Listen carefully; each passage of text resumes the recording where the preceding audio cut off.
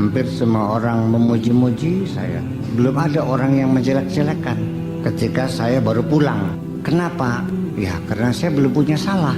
Nunggu datang ya beberapa bulan lah, hambar banget gitu, nggak enak. Saya punya rencana ingin membayar orang kongkon madani kita, terbayar lewat dana kita. Si regel beli untuk 40 juta sebulan, madani kita bagian beli. Dan itu perlu. Jadi dalam kebijakan intelijen juga begitu. Memang kita membuat musuh-musuh yang harus dibuat oleh kita sendiri. Paham bikin ke? Iya. Tanpa begitu ya nggak kelihatan kebenaran kita. Kemudian Anda ingin memilih mangga yang terbaik. Akan lebih baik ketika Anda memilih mangga di antara 10 cepon daripada Anda memilih satu mangga di antara 3 mangga. Artinya bahwa pilihan inilah yang terbaik setelah dilakukan komparasi dengan banyak mangga-mangga yang lain. Ya kan begitu. Jadi ketika kamu ingin kawin pun ya koleksi dulu yang banyak dong. Biar milihnya lebih tepat. Inilah yang tercantik secadang pinggan. Ketika Anda milih satu di antara 2, ya mungkin ini lebih bagus dari yang itu. Tetapi masih terlalu banyak perempuan lain yang jauh lebih cantik. Nah makanya nanti dalam hal kita ini menerima pelajaran, menerima ilmu, bimbingan dan sebagainya, akan lebih baik ketika Anda berkomparasi dengan pembimbing-pembimbing yang lain, dengan dosen-dosen yang lain gitu. Jadi artinya orang yang mondoknya pernah di 10 pesantren, dia akan bisa mengatakan kiai inilah yang paling bijaksana. Ya kan begitu. Ketika dia pesantren hanya di satu tempat, ya dia tidak tahu. Orang sana ya kiai kita paling hebat dewek bahasanya. Ya seperti itu. Jadi bagaimanapun bahwa pengalaman juga diperlukan dalam hidup kita ini, dalam meniti kehidupan juga diperlukan pengalaman dalam hal memilih yang terbaik. Oleh karena itu, maka satu, kalau memang begitulah logika konfliknya, maka ya kita sebenarnya harus menyadari bahwa itu realita, bahwa tidak selalu ketika Anda berbuat baik orang lain senang semua, dan tidak selalu Anda berbuat jahat orang membenci semua. Anda juga akan menemukan orang-orang yang sejenis dengan Anda dalam kejahatannya. Begitu Anda menjadi copet, insya Allah Anda akan banyak teman, tapi ya sejenis copet juga.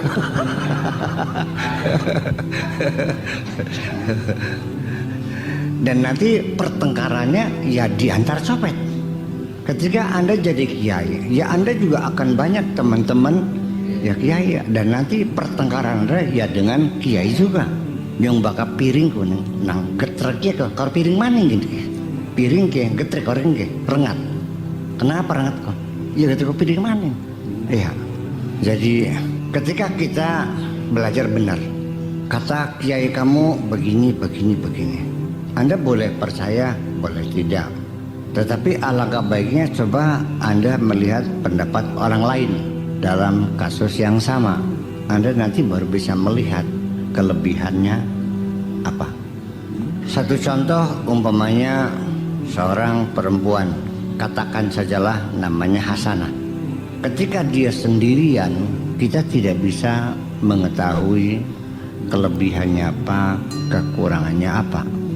Ketika kita bandingkan dengan Fadilah, Hasanah dan Fadilah, 2 saja.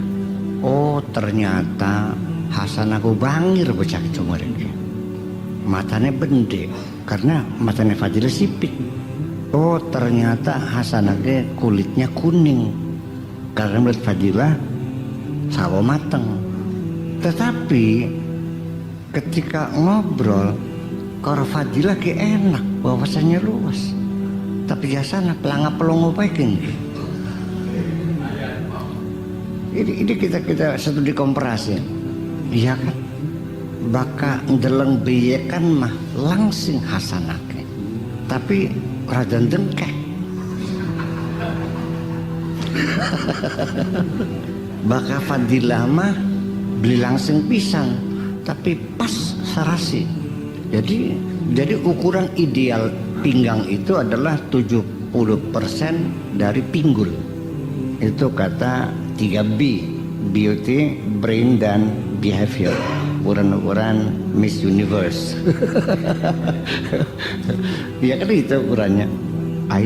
Jadi dipikir-pikir mah ternyata Fadilah lebih seksi, ya kan? Intelektualnya lebih tinggi, tapi kulitnya ya rada besem lah. Sawo mateng kan besem berarti kan? Iya. Deleng cangkeme, lambene, bakasan mah rada doer gitu. Baka Fadilah mah kayak kepundung kepentek.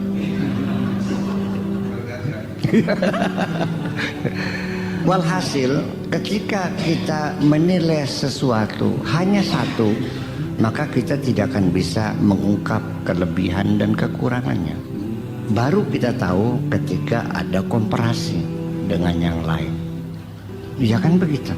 Ya, sekarang Anda berbahasa Indonesia, Anda boleh bangga bahasa Indonesia sebagai bahasa nasional. Dan Anda tidak akan tahu di mana kelebihan dan kekurangannya kalau Anda tidak pernah belajar bahasa asing. Ketika Anda belajar bahasa Inggris, bahasa Perancis, bahasa Jerman, Anda bisa menilai lebih objektif terhadap bahasa Anda sendiri, kekurangan dan kelebihannya. Nah, jadi artinya di sini juga dorongan Allah kita untuk melakukan komparasi itu selalu berulang-ulang, ya. Di samping afala yang turun yang selalu kita mempercermin ke bangsa yang lain, ada yang lebih spesifik lagi, itu inna ardallahi wasi'atun fatuhajiru ilaiha. Bumi Allah luas, silakan pindah kemana saja supaya membawa wawasan kita yang lebih luas.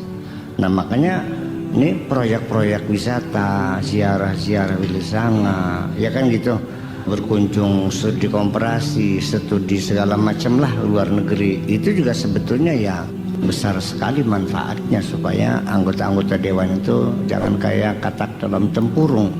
Begitu melihat kondisi di Singapura yang jalanannya bersih, nggak ada puntung rokok, nggak ada kotoran, bersih sekali. Orang juga kalau ngantri beli karcis juga rapi, nggak kayak di sini injek-injekan kan gitu. Kemudian di sana nggak ada anak tawuran, nggak ada orang duduk-duduk nganggur, semuanya sibuk bekerja. Oh, ternyata kita nih kalau begini mah ya baru sedikit di atas binatang saja. Setitik sedauran satu orang pasti aku. Sasore mah beli. Ya berarti kita tahu, oh kita berarti sangat mundur sekali. Kita sangat terbelakang sekali. Nah itulah kira-kira studi tentang itu. Nah ini kita lagi mengadakan kritik objektif. Kritik objektif itu ialah bukan orang yang akidahnya lemah, bukan orang yang fanatis. Objektif itu adalah an-nadhur fi syai' ala ma huwa alaih. Melihat sesuatu apa adanya, tidak dilatar belakangi oleh like and dislike, suka atau tidak suka. Ya kan begitu, apa adanya, bagus ya ada, jelek ada, terobjektif. Saya kira dalam keadaan beragama pun saya kira diperlukan objektivitas. Karena jujur saja bahwa agama Islam yang kita pegangi sekarang ini adalah telah melalui proses perjalanan yang sangat panjang. Di tengah perjalanan itu banyak berbagai kepentingan. Terjadi konflik-konflik. Iya kan gitu. Terjadi pasang surut naik turun peradaban umat Islam. Dan tidak sedikit juga upaya-upaya distorsi dari pihak yang lain, membuat-buat hadis dan sebagainya. Ya, seperti gini. Ini hadisnya sangat masyhur sekali ya, hubbul watan. Iya, dari sejak kita kecil tuh hubbul watan. Setelah saya belajar terminologi, ternyata watan itu bahasa Arab tuh, pada bahasa Arab klasik ya, itu artinya punggung onta. Wahum ala autaniha itu mereka itu berada di atas sedang naik onta. Watonun tuh. Kata waton sebagai nasionalisme itu belum ada dalam bahasa itu. Jadi kapan munculnya hadis itu? Ya hadis dari mana? Sekarang saya tanya no, percaya nggak Bung Karno pernah bicara suatu hari bahwa saya dalam memimpin negeri ini perlu banyak pendamping dari berbagai macam pakar. Mantul beli? Apa sebabnya? Belum muncul kata pakar, baru sekarang ini. Ya kan begitu kira-kira. Coret sudah, jangan beraku. Sekalipun memang mungkin iya kan waktu itu ngomongnya bukan pakar tapi intelektual. Ya. Intelektual ya, material, intelektual gitu. Iya. Atau mister.